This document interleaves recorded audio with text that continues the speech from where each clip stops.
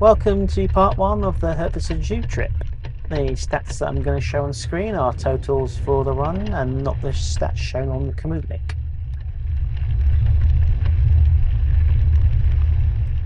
This is another big run, and this time we are cycling a super loop. The plan is to cycle out to Hertfordshire Zoo as the furthest northern point, and then cycle back into London, travelling down the River Lee and heading west all the way back through London and home. And it'd be rude not to. We're in Roxbourne Park, which is featured on the channel before.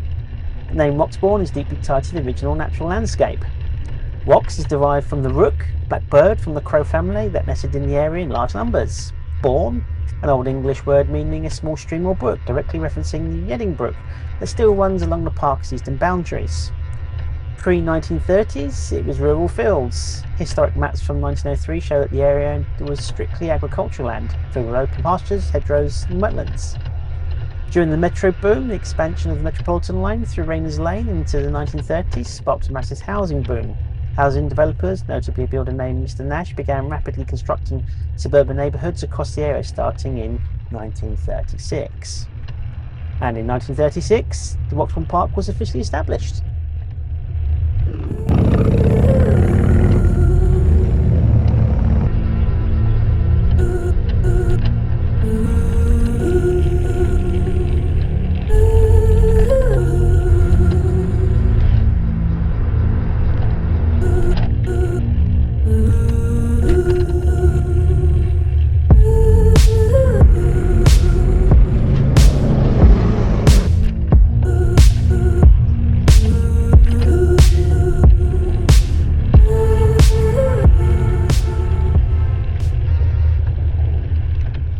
This is Cannon Park Station, opened on 10th of December 1932. The station was officially opened by the Metropolitan Railway. It was part of a brand new major infrastructure extension connecting Wembley Park northwards to Stanmore. The station used to be called Cannons Park Edgware. The Edgware part was dropped in 1933 to avoid customer confusion with the nearby Edgware station on the Northern Line. In 1939, part of the London Passenger Transport Board's new works programme, the entire Stanmore branch line was absorbed by the Bakerloo line. This deep tunnelling project was specifically designed to ease severe congestion bottlenecks building up outside Baker Street. In 1979, the station underwent its final major transition when the newly constructed Jubilee line took over the branch. It was operated as Zone 5 Jubilee line station ever since.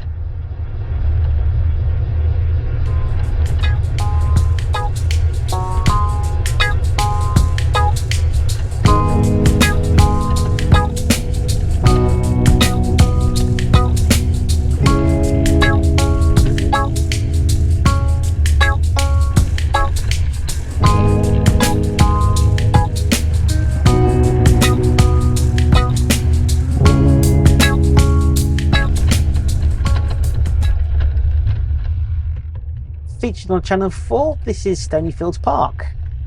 Long before it became a managed public park, the land was part of an ancient rural landscape of Middlesex. The woodland predates the park. The pockets of oak and hazel trees, as well as the historic hedgerows running through the area, are centuries old. Ecologists have identified specific indicator plants like wood sedge and ransom, which is wild garlic.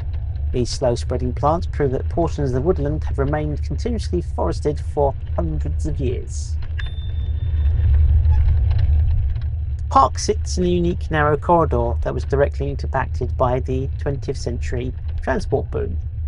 When the Northern Line extension was implemented, an open space was used known as the Edgware Roughs to the southwest of the park. Visitors walking through the area can still spot abandoned brick piles. These are remnants of the uncompleted 1930s railways expansion project meant to connect Edgware to Bushey. During the motorway age in 1967, the M1 motorway extension opened directly alongside the eastern edge of the park. Despite being bordered by a mainline railway and a major motorway, the park managed to preserve its quiet wetland habitat.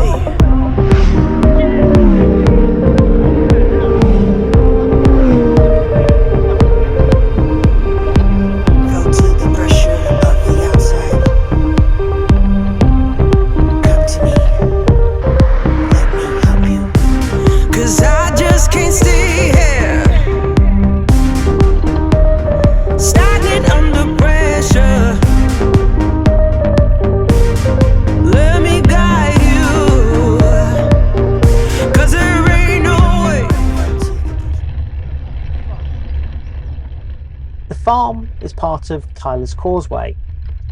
The name comes from two distinct parts: a tragic medieval rebellion and the physical construction of the road. In 1381, a massive uprising of peasants and labourers marched on London to protest the severe poll tax and unfair labour laws. Wat Tyler led the rebels, but during a tense standoff with King Richard II at Smithfield, he was stabbed and killed. The route following Tyler's death, the leaderless rebel forces scattered to avoid retribution by the king's soldiers. According to local history and the Wikipedia entry for Wat Tyler, this specific rural track in Hertfordshire became a major escape route utilised by Tyler's panicked followers, fleeing north out of the capital back to East Anglia and the Midlands.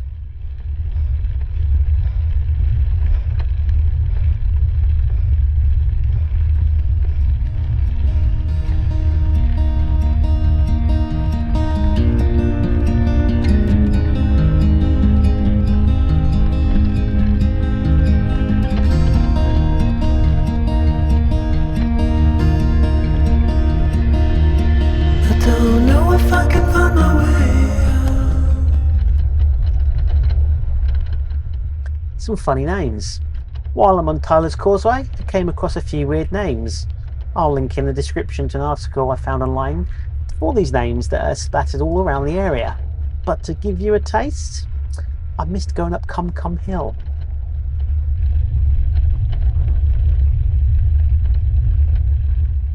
This is also the end of part 1. We still haven't made it to the zoo, and we've already travelled nearly 25 miles.